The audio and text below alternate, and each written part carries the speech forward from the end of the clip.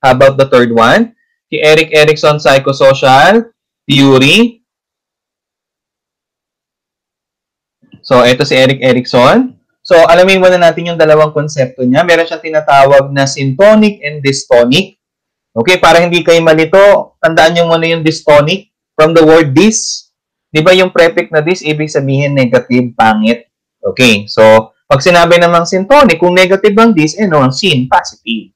Okay, so that is positive disposition. So, halimbawa, trust versus mistrust. Tandaan, dito naman kay Erik Erikson, meron dalawang two opposing emotional forces. Yung two opposing na yon, isang syntonic, isang dystonic. Pag sinabing syntonic, positive, katulad ng trust. Pag sinabing dystonic, negative, mistrust. Then, ano pa siya? Meron pa siyang tinatawag na virtue. Ano yung virtue? It is a psychosocial strength which will help us through the rest of the stages of our lives. Okay. Ito yung strength na meron tayo nakuha natin through socialization. Na napapakita din natin through socialization. Okay, then, so sabi nga dito, ni BNS, too much positive thinking leads to overconfidence and too much negative thinking leads to depression. Both overconfidence and depressions are dangerous. So, meaning, sala sa init, sala sa lamig. Ito yung konsepto ni Erik Erikson. Sala sa init, sala sa lamig. Okay, hindi pwedeng sobra ng syntonic at hindi rin pwedeng sobra ng dystonic naman. Okay. So, anong tawag dun sa sobrang positive, sa sobrang syntonic? Ang tawag natin dito is maladaptation. Paano madaling matandaan? Pag sinabing sobra sa positive, ano ba ang sign ng positive? Di ba yung letter T? Di ba? Ngayon, paano masasabi mong sobra sa positive? Eh, di dalawahin mo. Eh, ilan ang letter T ng maladaptation? Dalawa. Okay? So, maladaptation involves too much of the positive and too little of the negative, such a person who trusts too much. Ito yung problema. So, sobrang tiwala niya, akala niya hindi siya lulukoy ng ibang tao. How about malignancy naman? Ito naman yung sobra ng dystonic, sobra sa negative. Eh, ano ang tawag dito sa nag-i-start ang word na negative? Sa letter N. Paano mo sasabing sobra sa negative? Dalawahin mo ang letter N. Ilan ang letter N ng malignancy? Dalawa. Okay. So, it involves too little of the positive and too much of the negative aspects of the task, such as person who can trust others. Okay, then, so pag-aralan natin yung first stage. Okay, so trust versus mistrust.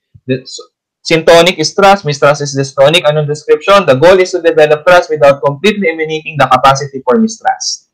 So, anong aim? Makadevelop daw ng trust, pero dapat hindi mawawala yung mistrust. Kasi hindi lahat ng tao ay mapagkakatiwalaan. So, anong age range? From birth to 1 year old, relationship with mother. Okay, so yung theory ni Erik Erikson more on socialization. Kapag ka nasocialize ng isang bata, yung tamang tao, mas madidevelop niya yung syntonic kaysa dun sa dystonic. Pero sabi ko nga kanina, hindi ubrang puro syntonic nang walang dystonic. Kailangan din natin yung dystonic. Okay? So, sino yung tamang person na dapat makasalamuha ni bata? Yung kanyang mother. So, makikita mo sa taas, kapag laging maalaga si nanay, that child will develop trust. Pero kung si bata, hindi naalaga ni nanay, hinahaya umiyak, madidevelop ng bata ang mistrust. Ngayon, paano madidevelop ang trust? If there is a sense of familiarity, consistency, and continuity, feeling that the world is a safe place to be and people are reliable and loving. Pero kung mistrust, nire-reject yung infant, both parents turn away from the infant state to satisfy their own instinct. Pabaya yung magulang. In that way, madidevelop ng bata ang mistrust at hindi ang trust. Okay, ngayon, anong napapansin nyo dyan sa picture? Okay, so ito ang mangyayari. Kung mapapansin nyo, yung babae, sa sobrang tiwala niya, na sinabi niya pumunta ka doon, lagay mo yung mansana sa ulo mo at papanahin ko at huwag ka mag-alala, hindi ka tatamaan. Ano ang nangyari? Pinana siya. Tinamaan siya saan? Sa noo. Ba't siya pumayag? Kasi nga sobrang tiwala. Ito naman, ano nangyari? Parang ginawa niyang alo ng kanyang sarili. At ito naman, kung mapapansin nyo, it means hope. Diba? Kasi biruin mo, isang patay na kahoy, tapos biglang may sumibol. Diba? Okay. So, ang tawag natin doon sa sobrang positive, sa sobrang trust na develop is sensory maladjustment. It is what we call overly trusting that cannot believe anyone would mean them harm. Ayan, sumobra. Pag naman sumobra naman sa negative, tawag natin itong withdrawal. To the point na nagkakaroon ka ng depression, paranoia, and possibly psychosis. Why? Kasi takot na takot kang magtiwala. So, supposedly, hindi ka naman dapat matakot magtiwala. Pwede ka magtiwala, pero wag mong tatanggalin yung mistrust kasi hindi nga lahat ng tao yung pagkakatiwalaan. Ngayon, ano yung dapat natin ma-develop? Hope. Ano yung hope? Strong belief that even when things are not going well, they will work out well in the end. Okay, then? How about the second stage? Autonomy versus shame and doubt. Kung mapapansin niyo yung bata, he wants to what? To pour milk doon sa kanyang cornflakes, di ba? Okay. So, ito na nating autonomy, self-govern, di ba? So, gusto ng bata, siya na. Kaya mapasin niyo mga bata, ako nang gagawa, di ba? May mga ganun. Autonomy yon. Ngayon, description, the goal is to achieve a degree of autonomy, asserting their will while minimizing shame and doubt. Madaling madidevelop ng batang autonomy kung nakadevelop siya ng trust sa una pa lang. Kaya, class, napaka-importante ng first stage. Ayan. Madevelop ng bata ang trust without eliminating the capacity for mistrust. Sinuulit ko yun, ha? Ngayon, kung ang bata na-develop ang mistrust, anong mangyari sa kanyang susunod na takbuhin? Ang madedevelop niya, doubt, shame, and doubt, hindi yung autonomy. Kaya dapat sa simula pa lang, panalo na yung bata sa trust. So, age range is 1 to 3 years old, relationship with what? With the father. Then, paano madedevelop ng batang autonomy? If we permit, we allow the father to explore and manipulate his or her environment. Hayaan mo siya to explore his or her own. Doon yung mag-govern yung kanyang sarili. Pero, madedevelop ng batang shame and doubt if we calm down hard on any attempt to explore and be independent. Gusto ng bata mag-isa, gusto ng bata mag-explore. Hindi pwede. Dito ka lang. Baka makagat ka ng hype, ganyan-ganyan. Doon develop ng bata yung shame and doubt. Tandaan nyo, may mistrust na siya sa simula pa lamang. The child will soon give up with the belief that he or she cannot and should not act on his or her own. So, nagkakaroon ngayon siya ng doubt sa sarili niya na hindi ko nga siguro kaya. Okay? So, ito ang mangyayari. Ayan, mapapansin nyo, yung lalaki, na sobrang tiwala sa sarili, ano nangyari? Tumalon. Hindi natin alam kung malalaglag siya. Ito naman, napaka-doubtful. Pero ano dapat natin ma-develop dito? Tingnan natin. Dapat to parang Wonder Woman. Okay, ito yan. Yung sobrang positive, madidevelop mo yung impassiveness. Ano yung impassiveness? Nagkakaroon ka ng sort of shameless willfulness that leads you to jump into things without proper consideration of your abilities. Ang tingin mo sa sarili mo, kaya mo ang lahat. Kasi nga, sinobra ka naman. Sige, gawin mo. Pumapalpa ka na, hindi ka pa ba sinasaway? Dapat sasawayin ka din. Ano naman nangyari pagka sobrang shame and doubt? Compulsiveness ka naman. Enter being rights on everything they do and so everything must be done perfectly. Diba? So, ano ginagawa nilang, most yung ginagawa dito sa compulsiveness is what? Wala na akong gagawin. Bakit?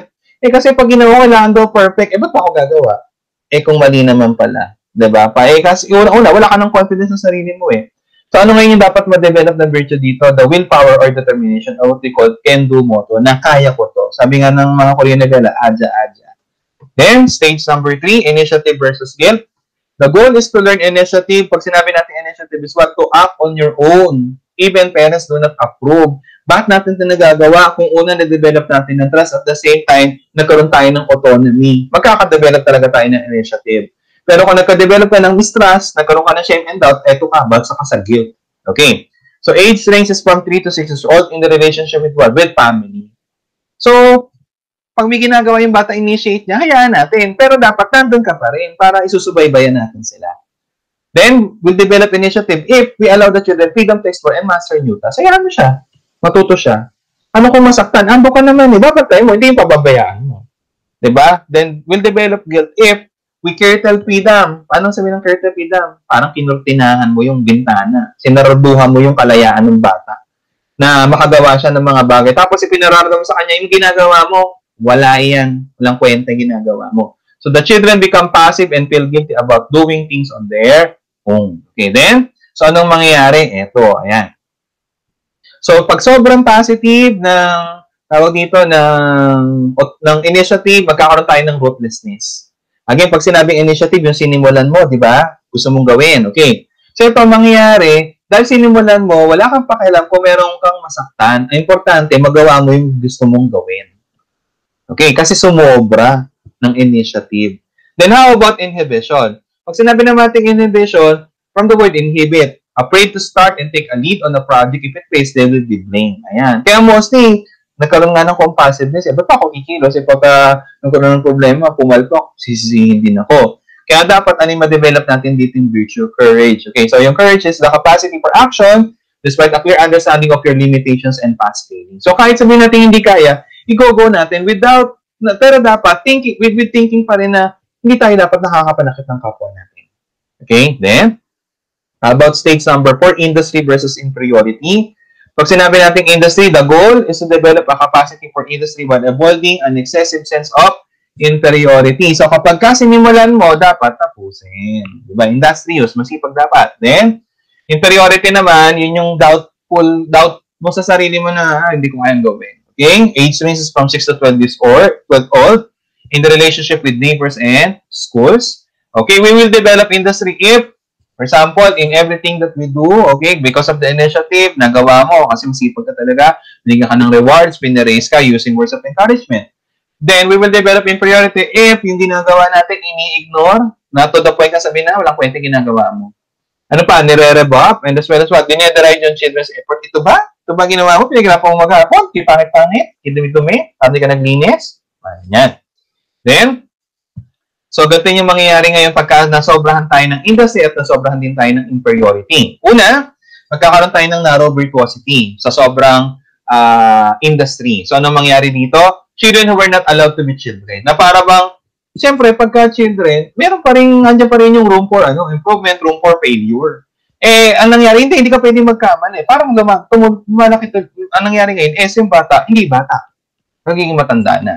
Then, ano naman yung inertia? Suffer from inferiority complexes. Hindi ka na gumagala. Bakit? Inferiority eh. Hindi ko kaya yan. Wala akong gagawin. Bakit? Hindi ko kaya. Okay? So, ano dapat natin ma-develop dito? Competency. What do you mean competency? The ability to do something specially measured against a standard. Okay? So, tinataas natin yung standard ng ating ginagawa.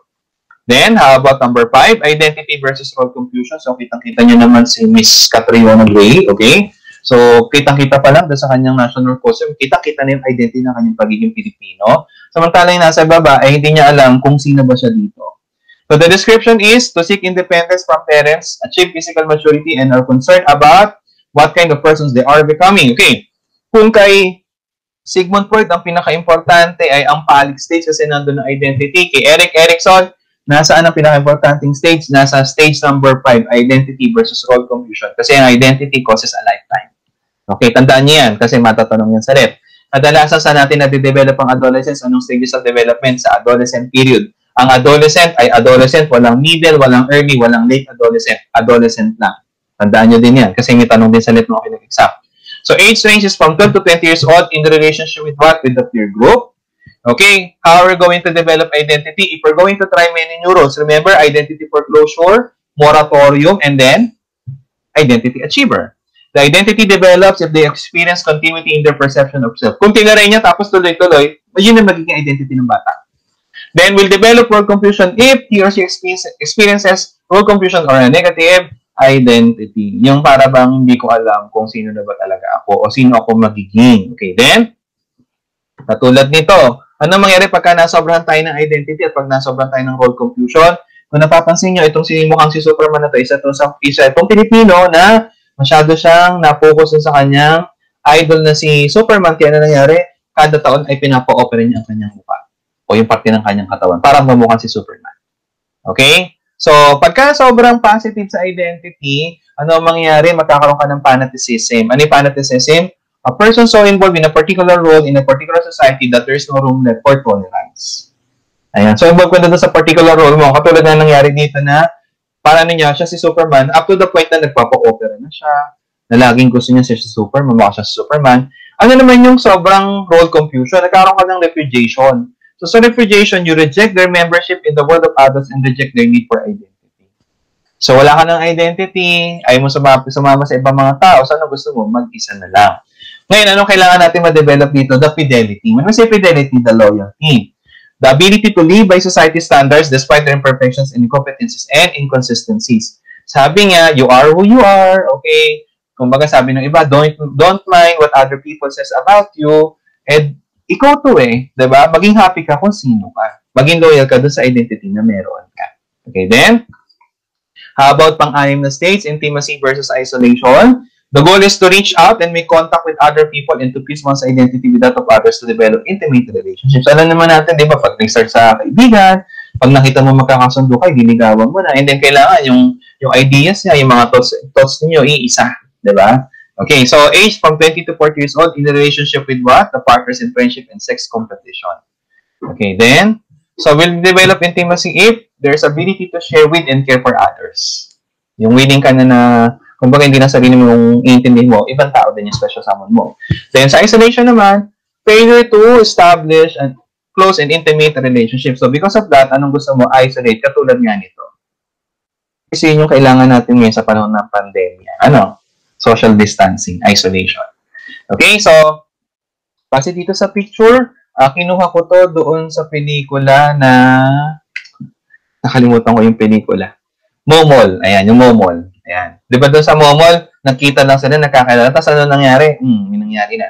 Ito naman na nangyari, a man in an island. Di ba? Pero ano yung virtue na dapat natin ma-develop? It is love. Okay. So, pag sobrang intimacy, ano nangyari? We'll develop promiscuity.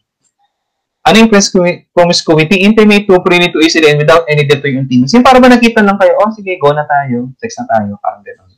Yung parang kahit kanino pwede. Sobrang intimate mo na parang bang gusto mo lahat na makaniig ang bawat isa. Ayun. Malignancy naman is exclusion. Katulad nga ng Aman in an Island. Isolate oneself from love, friendship, and community and to develop a certain hatefulness and compensation for one's loneliness. Ayan. Medyo malungkot. You exclude yourself from other people, from the community, from the world. Okay, then, ano dapat natin ma-develop? Love. Okay, ano sabi doon sa love? Able to put aside differences and antagonism through mutuality of devotion. Siyempre, pag mahal mo, tatanggapin mo kung sino man siya. Then, how about the second to the last stage? Generativity versus stagnation. When we say generativity, the ability to generate what? Another human lives. Then, stagnation, ayan. Pagka hindi na nasusi, tapos na yung pagkasusi, ano na nangyari? Wala na. Ganyan ka na lang. Okay, the goal is to have a sense of productivity and creativity. Age ranges from 40 to 65 in the relationship with partner. Okay, so we will develop generativity if we have something to do with the parental responsibility. You are already prepared to be a parent. Interest in producing and guiding the next generation. Gusto mo magkaanak at gusto mo magpalaki ng anak. Then, ano pa? Entails selflessness. Ano yun? Yung susubo mo na lang, bibigay mo pa sa anak mo. Dati nung dalaga ka, binata ka, mga damit mo, signature clothes. Kamusta naman yung may asawa at may anak ka na? Yun na lang nabibili sa palengke. Yung tinatawaran ng 150, tatawaran mo 130, 125. Ganun. Then stagnation naman, kasi mas, ang ano mo kasi is after mo sa family. Ganun kasi ang parenthood. Then, stagnation will develop if condition in which individuals are not able to find meaning and purpose in life. Kasi nga, unang-una, nagkaroon na ng isolation doon sa una pa lang, di ba? Then, has little interest in self-improvement or in making contributions to society. Why? Siniclude mo na nga yung sarili mo, inexclude mo na nga yung sarili mo sa ibang tao sa mundo di ba? Then, so ano mangyari pagka sobrang developed ng generativity, sobrang developed ng stagnation, at ano yung kailangan natin na ma-develop ng virtue? Ito. So, overextension. Try to be so generative that they no longer allow time for themselves for rest and recreation. Ito na yung nangyari na para bang sinanay sa tatay na losyang na. Kasi halos inunawa nila yung kanilang mga anak. Hindi sila nagtira man lang ng konti sa kanilang sarili. Then, malignancy naman, rejectivity, too little generativity, and too much stagnation, and you are no longer participating or contributing to society. So, wala ka na kino-contribute sa society. Why? Kasi, wala ka naman, kumbaga, nag-iisa ka lang din naman. At the same time, wala kang pakialam sa mundo Ayaw mo din magtiwala. Diba? So, ano dapat natin ma-develop na virtue that is caring? Compassionate or showing concern for others. Then, how about the last stage? Ego integrity versus despair. Description is the goal is to face reality, recognizing and accepting others. Ego integrity, yung pag-face mo dun sa, pagharap mo sa huling takip-silim ng buhay mo na mamamatay ka na. O ikaw yung tipo ng tao na kahit matanda ka na parang gusto ko magbubukaso, ala na, matanda na ako, wala na ako magagawa. Age ranges from old age to death in the relationship with mankind. We will develop integrity if we feel a sense of satisfaction with their life's accomplishment. Diba? You only live once, so whatever you want, gawin mo. Para sa dulo, walang regrets. Na mamatay ka man, no regrets at all. Then, despair naman, it is a feeling that the time is too short for an attempt to start another life and to try out alternative routes. Integrity, why? Kasi paano pa ako magta-try? Isang taon na pala ikaw bubuhay ko, wala na din, mamamatay na pala ako. Diba? So, yun yung despair. Okay, so ito yung kay Erikson. Anong konsepto natin dito? May dalawang opposing forces, syntonic and dystonic. Pag sobrang syntonic ang na-develop, that is maladaptation. Pag sobrang dystonic, that is malignant. And then, ang konsepto nito is dapat, yung mga tamang person na makaka-relate dapat ng mga bata, dapat tumutugon din sila. Pero take note, hindi kailangan puro syntonic at hindi kailangan puro dystonic, kailangan both. Okay? Ito yung nasabi natin, sala sa init, sala sa lamig. Okay? Then, ito yung mangyari kapag sobrang ego integrity at sobrang despair, ito na.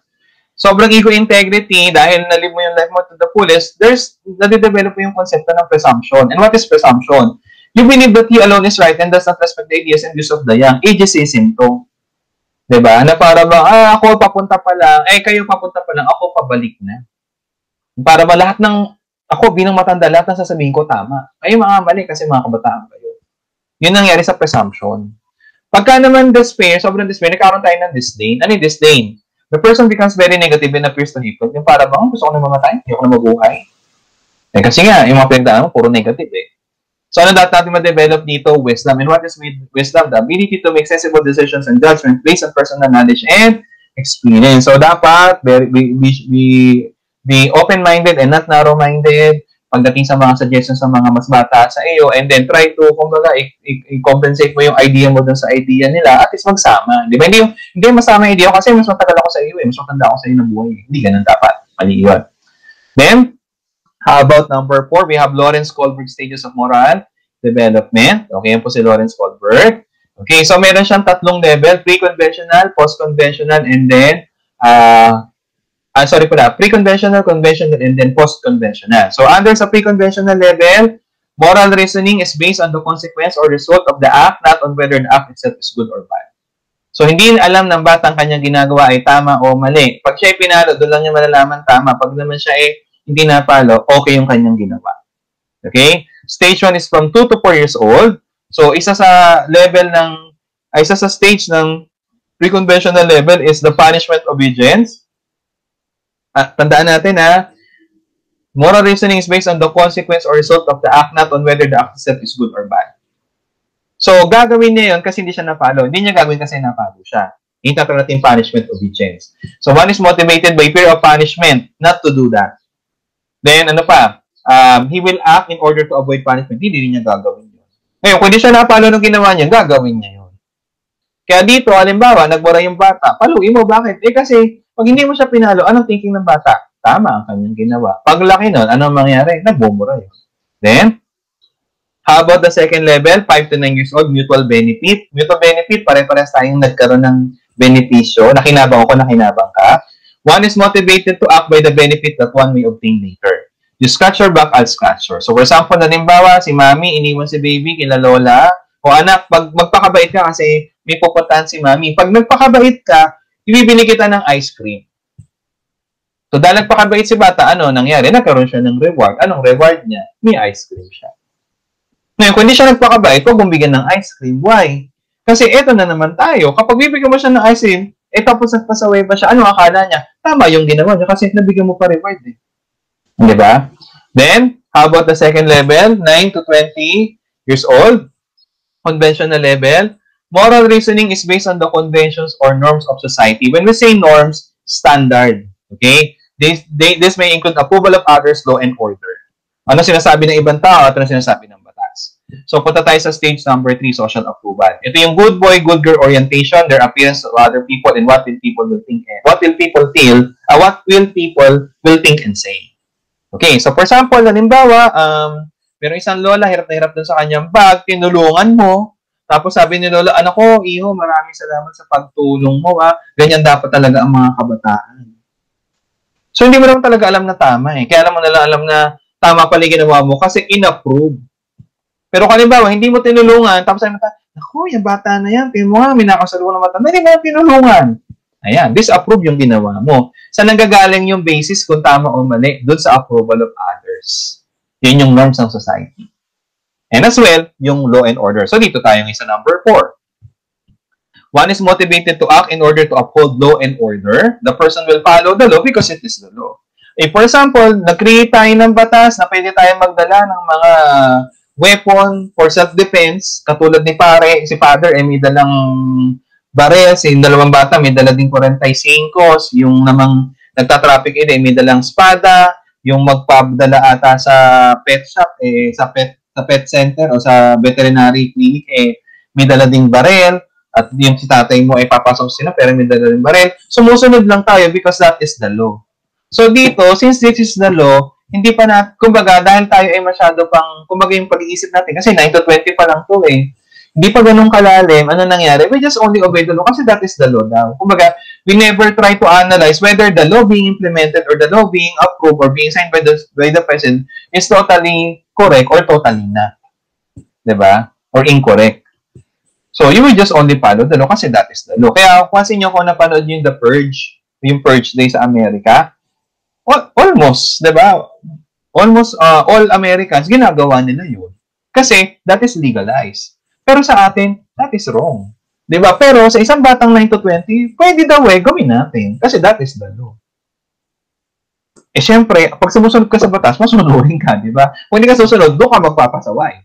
Ngayon, pagka after age 20, hanggang sa ating pagtanda, doon na tayo ngayon na-develop yung post-conventional level. Mas nagiging matured tayo pagdating sa morality natin. We just not only obey the law kasi it is the law, but rather we try to analyze the reasons or the concept behind that law, whether that is really good or that is not. So that is, or whether that is really not. Okay, so sabi dito, moral reasoning is based on enduring or consistent principles. It is not just recognizing the law, but the principles behind the law. And if ever yung law ay mali, baguhin natin. Okay. For example, sa stage number 5, social contract, laws that are wrong can be changed. One will act based on social justice and the common good. Yun nga lang, ano pinakaiba ng social contract doon sa stage number 6, you just only apply it to yourself. You're not willing to tell the whole world na, ay, mali itong law na to, kailangan natin baguhin. Hindi ka magka-campaign. You just only apply it to yourself. So, for example, halimbawa in America, diba alam naman natin, legal talaga doon yung discrimination, diba? Yung mga puti at saka mga itim. Kaya nga isa lang yung black president nila, si Barack Obama. The rest, puro mga white president na, diba?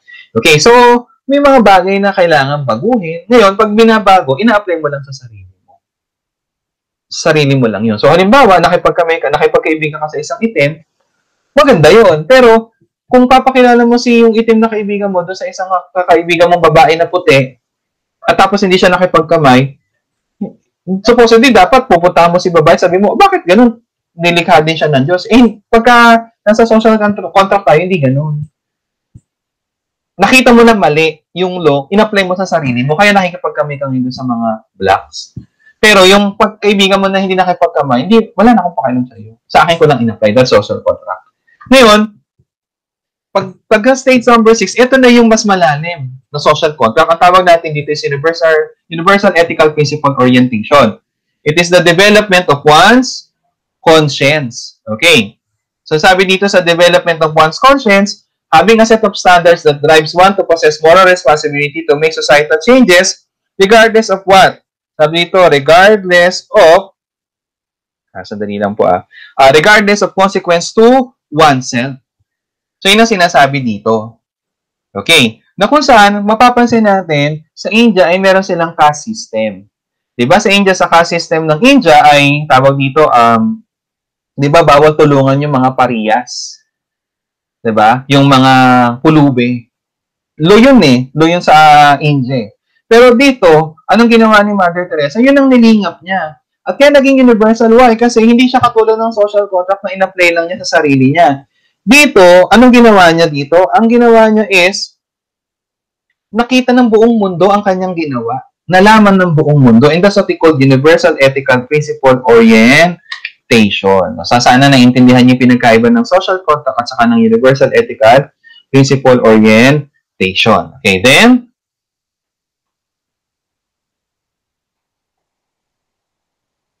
how about the next? Okay, we have Lev Vygotsky, Socio-Cultural Theory.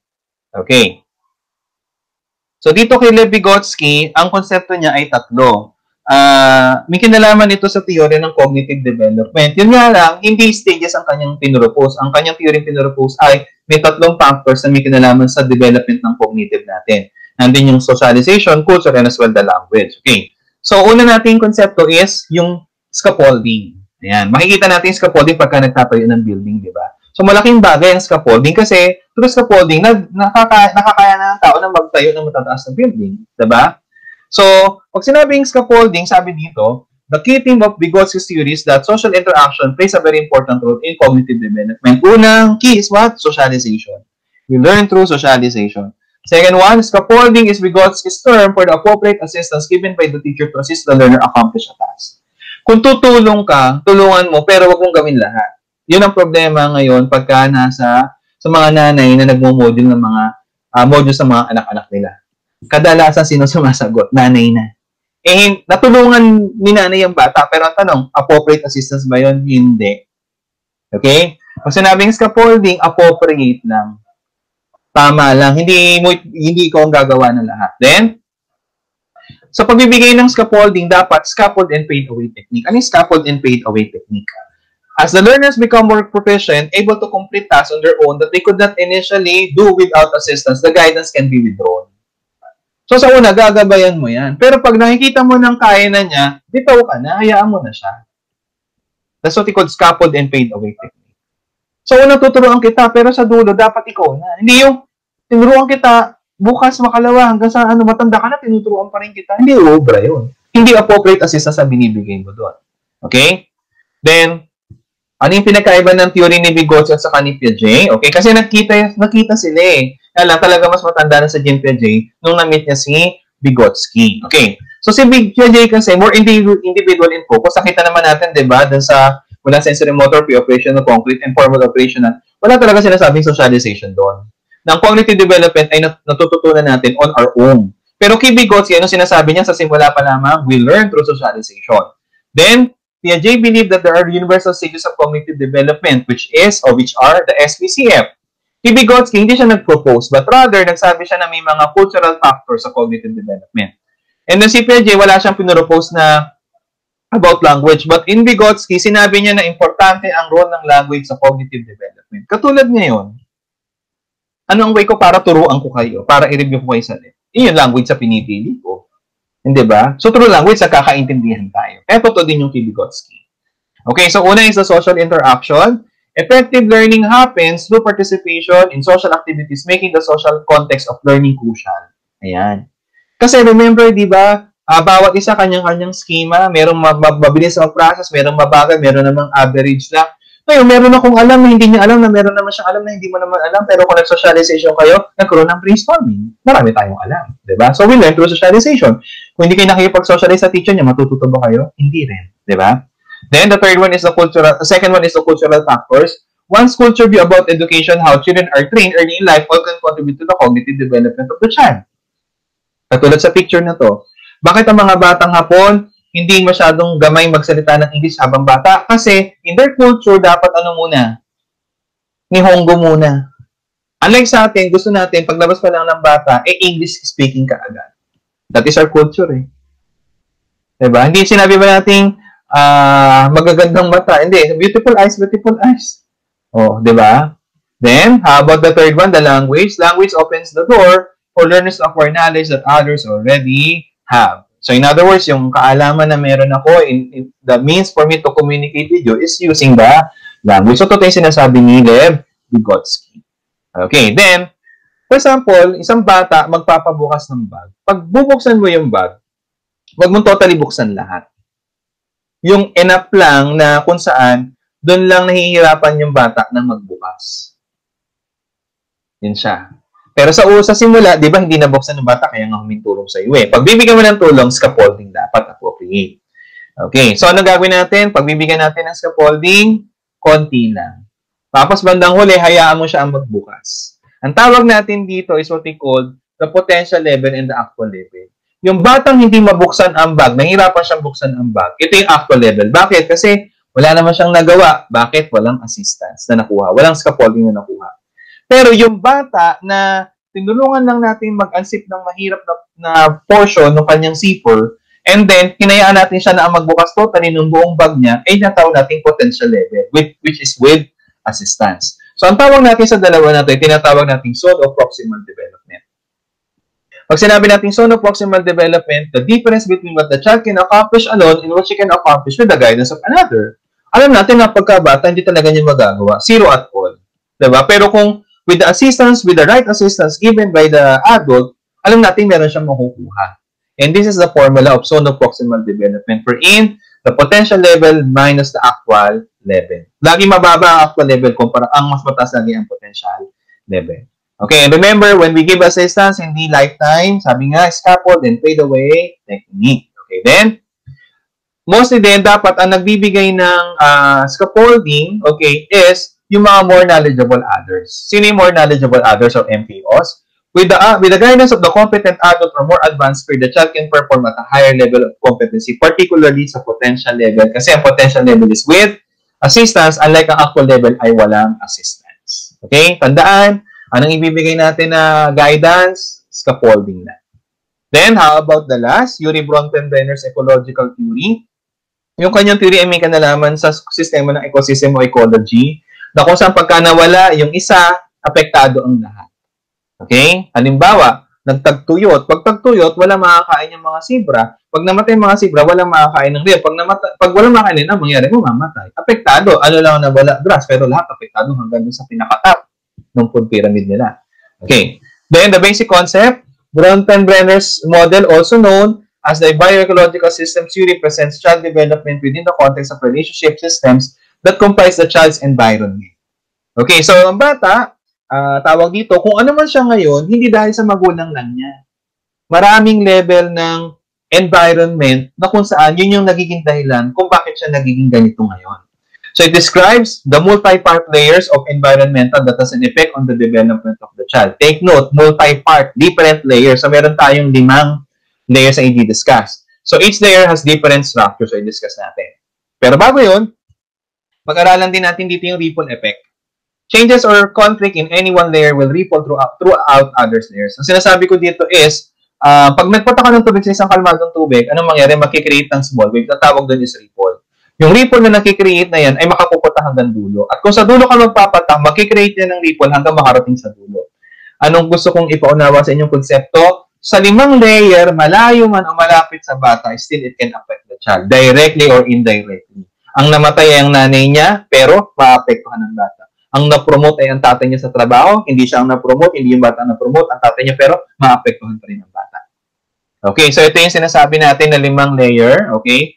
MIME XMAC, ang aking palatandaan dito. Ano yung MIME XMAC? Microsystem, yung M is a MIME mesosystem, yung X, exosystem, yung MA sa MACH, macro, and then the last is the chronosystem. So kung mapapansin nyo class, ito yung bata sa gitna. Okay? So whatever happens doon sa family, apektado siya. Whatever happens in the exosystem, apektado pa rin siya. Whatever the macro system is or the chronosystem is, apektado pa rin ang bata. So parang ripple effect. Magpataka ng tubig dito sa chronosystem, gagawa ng ripple effect, aabutan yung bata. Magpataka dito, halimbawa sa macro system na layer, gagawa pa rin ng ripple, apektado pa rin ng bata. Doon ka pa magpatak sa macro, gitnang-gitna, andun din yung bata. Apektado ang bata. So, i-discuss natin isa-isa. Unahin natin yung microsystem. So, sa microsystem, from the word micro, maliit na community, kumbaga barangay level lang. Okay? So, nandito yung family, school, neighborhood, play area, daycare center, as well yung places of worship, yung health center mo. Diba? So, kasama yun sa microsystem. So, kung mapapansin nyo dito, paano natin i-define ang microsystem? Yung mga family, school, neighborhood, play area, daycare, places of worship, at saka yung sa mga clinic, nagkakaroon ng direct interact ang bata sa kanila. O sila doon sa bata. Yun ang microsystem. So, microsystem is the layer nearest the child. It comprises the structure which the child directly interacts with. Sabi ko nga kanina, directly interacts with. It includes the structures such as one's family, school, and neighborhood. It covers the most basic relationship and interactions that the child has in his or her immediate environment. And that is what we call microsystem. Pag sabi pa dito, the microsystem relationship effects happens in 2 directions. May tinatawag siyang bidirectional influences. Both away from the child and towards the child. Halimbawa, balikan natin. Umiyak si bata, si nanay to the rescue. So, the bidirectional, why? Dahil kinumport o kinir ni nanay si bata, naramdaman ni bata na love ako ng nanay ko. One direction yun. Ngayon, dahil naman na-comfort yung bata, nag-smile siya doon sa nanay niya, na-comfort naman yung nanay na tamang ginagawa ko kasi nag-smile sa akin yung anak ko. That's what we call bidirectional influences. And then, how about the mesosystem? Kung mapapansin yung mesosystem sa picture, hindi siya umalis doon sa layer ng microsystem. Bakit kaya? Okay. Ang definition kasi nito ay ganito.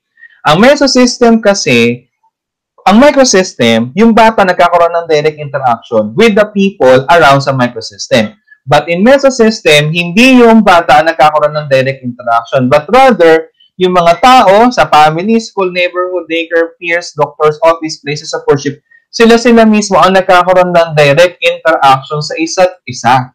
But still, it can affect the child. Halimbawa, pumasok ko sa klase ko nung elementary, ibabatuhin ng teacher ko ng chalk. Sa akin tumama. Pag uwi ko, tinutokso ko ng mga klase ko. Sabi niya, binato ng chok ni ma'am, binato ng chok ni ma'am. Natinig ng nanay ko. Sabi ng nanay ko, ano nangyari? Binato po ko ng chok. Pero hindi po talaga ako yun.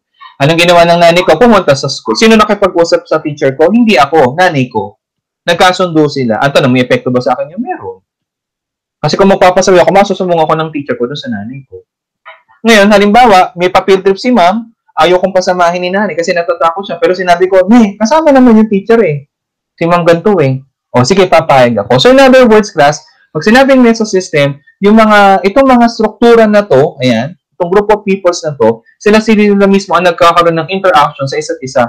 Even though sila nagkakaroon ng interaction sa isa't isa, still it can affect the child. Okay, then, so sabi sa meso system definition, it serves as the connection between the structures of the child's microsystem. Tandaan yun, ha? Then include the link or interaction between the parents and teachers or the parent, the health services, or the community and the church. Okay, how about the third one? Exosystem. So, exosystem, anong focus na ngayon? Extended family, friends or family, mass media, okay, andyan yung workplace, nanay, community and health welfare services, school board, legal services, neighbor, and as well yung city. Ito yung pinakabayan. Okay, example, sa places of sa workplace si nanay. Na-promote si nanay. Sino na-promote? Ikaw. Hindi naman. Sino na-promote si nanay? Hindi ikaw. But the question is, yung ba promotion ng nanay mo maapektuhan ka? Ang layo na nung exodus sa bata Diba? Still maapektuhan ka. Why? Kasi pagka na-promote si nanay, pwede kanya ibili ng laptop. Pwede magpakabit ng wifi. Pwede kanyang ipasok sa private school. Hindi ba? So, ang layo na pero naapektuhan ka pa rin. Parang ripple effect. Then, exosystem, it refers to the bigger social system in which the child does not function directly. So, hindi na to barangay. City na to. O munisipyo na. It includes the city government, the workplace, and the mass media. It includes the circumstances of the parents' work like the locations or schedule and even in promotion. For example, sa city ng Makati, nagkaroon ng proyekto ang mayor na kung saan lahat ng mag-aaral mula kinder hanggang elementary o high school libre. Ang bag, ang sapatos, ang uniform. Sino nag-create ng batas? Ang mayor. Ang tanong, anong kinalaman ng bata doon? Wala. Pero dahil ba doon sa proyekto ng mayor, maapektuhan ng bata? Definitely yes. Okay, so yun yung exo-system. And then, how about second to the last, we have the macro system. Sa macro system, it is the broad ideology, laws and customs of one's culture, subculture, or social class. Ayan yung macro system. So, macro system, it includes the cultural values, custom, and laws. The belief systems contained in one's macro system permits all the interactions in the other layers and reaches the individual. So, ito, yung bata na Amerikano, hindi pa pinapanganak, pero masisigurado nila na yung bata pag ipinanganak ay lalaking independent. Why? Kasi that is the culture ng macro system sa Amerika, particularly in America. Now, in USA, most of the young people are expected to be more independent by the time they end their teenage years. So, in their culture, pagka 18 ka na, anong mangyari? You have to what? To leave your parents' houses at anong mangyari? You're going to live on your own. Diba? That is their culture. So, yung bata, hindi ba ipinapanganak, pero kaya ng apektuhan. Diba? O isang Pilipinong bata na, kumbaga, na tawag dito, pinitisyon ng magulang, napunta na ng Amerika, kahit sabihin Pilipino siya, pero pagdating doon, yung kultura, maapektuhan na siya doon. Diba? Okay, for example din sa China, sa kultura ng mga Chinese, mas importante anak ng lalaki kumpara sa babae. Kaya big deal ang lalaki, tagapagmana ang lalaki. Bakit siya magpapanatili ng apelido ng kanilang pamilya? Kaya nangyari sa kultura ng mga Chinese, kahit sabihin ikaw ang pinakamatanda, ikaw ang ate, pero bandang huli, parang lumilitaw, ikaw ang bunso dahil susunod ka dun sa bunso niyong kapatid kasi siya ang lalaki. So, take note, hindi pa pinapanganak yung lalaki, pero maganda na yung future na naghihintay sa kanya, di ba? So, that's what we call macro system. And then, halimbawa, laws, di ba? Halimbawa, ikaw, Pilipino ka. Sa batas natin ay tayo ay walang K-12. Pagpunta mo ng ibang bansa, may K-12 doon. Apektado yung paghahanap mo ng trabaho. Kaya nga nangyayari is, professional ka dito, pagdating doon, assistant ka lang ng professional. Okay, then, how about the last, the element of time, which is the chrono system. So, chrono system, it covers the element of time as it relates to a child's environment. External is the time of other siblings coming or the timing of a parental separation or even death. O, for example, halimbawa, bakit ang panganay, masabi natin laging responsable? Bakit ang bunso, masabi natin bunso? Kasi nakadepende din doon sa panahon na pinanganak sila eh. Diba? Dahil una ka pinanganak, sa'yo na-focus ang trabaho. Eh, ikaw bunso ka na kasi eh. Diba? May mga ate at kuya ka na gagawa ng trabaho ng iba eh. Pero kung babalik na rin natin, magkakabaliktad kayo. Diba? Ikaw na pa nga na yung maging bunso, ngayon, dati kang responsable niya, irresponsable ka. Yung bunsong irresponsable, ngayon, dahil kung siya ang maging mauna siya papanganak, magiging irresponsable siya. Diba? O halimbawa naman, ano yung pinanganak ka, doon namatay ang tatay mo, ano kinamalak naman ang pagkamatay ng tatay mo sa iyo? Eh, maaaring sila ate at kuya nakatikim ng private school. Bakit? Kasi buhay pa si tatay. E nung pananganak ka, namatay si tatay, kaya nangyari, public ka na lang. Take note, ang layo na nung panahon, di ba? Pero apektado ka pa rin. Internal naman, bodily changes that occur within the developing child, like the timing of menstrual onset for girls. So kung early maturers ka, yung mga kasabayan mo, mga binata o dalaga o mga klase mo, eh ano, uhugin pa ikaw, ano, nagbibinata, nagdadalaga ka na. Bakit? Eh kasi maaga kang nagkaroon ng menstruation. Depende pa rin sa period. Element pa rin ng time. O, katulad ngayon, ano ang lamang ng mga magiging graduates ng K-12 kumpara sa ating graduates ng wala pang K-12? Meron silang technical vocational skills. Eh bakit sila meron? Bakit tayo wala? Element of time. Panahon natin hindi pa tinataas ang educational tawag ito, educational quality natin o system natin. Kaya nga wala tayong grade 11 and grade 12. Pero nung panahon nila, nung sa Pinoy Presidente, nagkaroon ng grade 11 and grade 12. Diba? Element of time pa rin yun. So dito, class, sinasabi lang natin na ano, na sa theory ni Yuri Bronfenbrenner, ang isang tao, hindi mo po pwedeng sasabihin na kaya siya ganyan kasi yung kanyang microsystem, hindi. Even the chronosystem, the element of time, affects the child. Even the macro, the exo, the meso, it affects the child. The totality of the child. So, marami tayong titinang aspeto, hindi lamang isa. So, dito po nagtatapos ang ating pag-review sa child and adolescent development. Okay po, maraming salamat po sa inyo.